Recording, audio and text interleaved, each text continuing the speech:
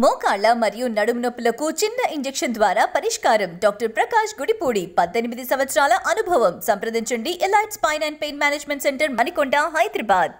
ఒక యువకుడికి కాంగ్రెస్ పార్టీ అధిష్టానం, ముఖ్యంగా మా నాయకుడు రాహుల్ గాంధీ గారు, సోనియా గాంధీ గారు, ఏఐసిసి అధ్యక్షుడు మల్లికార్జున ఖర్గే గారు, కేసీ వేణుగోపాల్ గారు, అదేవిధంగా రాష్ట్ర ముఖ్యమంత్రి అన్న రేవంత్ అన్న గారు ఈరోజు నాలాంటి కష్టపడే ఒక కాంగ్రెస్ పార్టీ కార్యకర్తకు, కాంగ్రెస్ పార్టీలో గత 20 సంవత్సరాలు నిరంతరం ప్రతిరోజు పార్టీకి కష్టపడుతున్న నాలాంటి ఒక యువకుడికి ఈరోజు రాజ్యసభ పంపిస్తారు అంటే నేను నిజంగా కూడా వాళ్ళందరికీ కూడా చేతులు జోడించి ధన్యవాదాలు తెలియజేస్తున్నాను.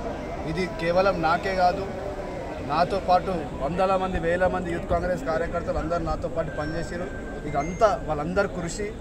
ముఖ్యంగా ఈరోజు బీసీ నాయకత్వంలో బీసీ సోదరులందరూ కూడా ఎదురు చూస్తున్నారు. ముఖ్యంగా మా యాదవ్ సోదరులందరూ కూడా యాదవ్లోకి ఏం అవకాశం దొరకలేదు ఒక బాధలు ఉండే. కానీ ఈరోజు నాకు ఇచ్చిన తర్వాత మొత్తం యావత్ తెలంగాణలో యాదవ్ సోదరులందరికీ కూడా ఒక ఆనందమైన వాతావరణం కనిపిస్తుంది. వాళ్ళందరి తరఫున సోనియా గాంధీ గారికి, రాహుల్ గాంధీ గారికి, మల్లికార్జున ఖర్గే గారికి, కేసీ వేణుగోపాల్ గారికి, దీపాదాస్ మున్షి గారికి, రేవంత్ అన్న గారికి, అందరు ఎవరైతే చేస్తుంది తమ్ముడు వెంకట్కి ఎమ్మెల్సీ ఇచ్చారు. అదేవిధంగా ఎన్ఎస్సీలో పనిచేసి కష్టపడి తమ్ముడు వెంకట్కి ఎమ్మెల్సీ ఇచ్చారు.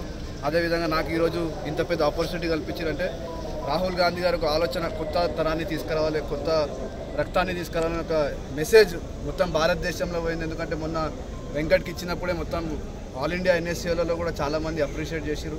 ఈరోజు నాకు కూడా ఇచ్చినందుకు మొత్తం ఆల్ ఇండియా యూత్ కాంగ్రెస్లో కూడా ఒక పెద్ద ఎత్తున చర్చ జరుగుతుంది. ఎంతోమంది మిత్రులు నాకు సంబంధించిన మిత్రులు కూడా ఫోన్ చేయడం జరుగుతుంది.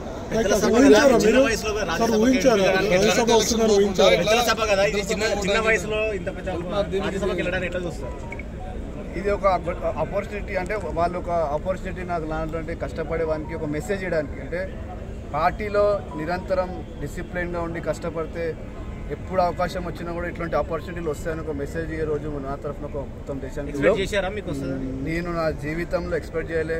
నేను హాయిగా లోక్సభ కొట్లాడదామని ప్రిపరేషన్ చేస్తుండే, బస్తీలలో తిరుగుతుండే, బస్తీలలో అందరినీ కలుస్తుండే, కమ్యూనిటీలలో అందరినీ కలుస్తుండే.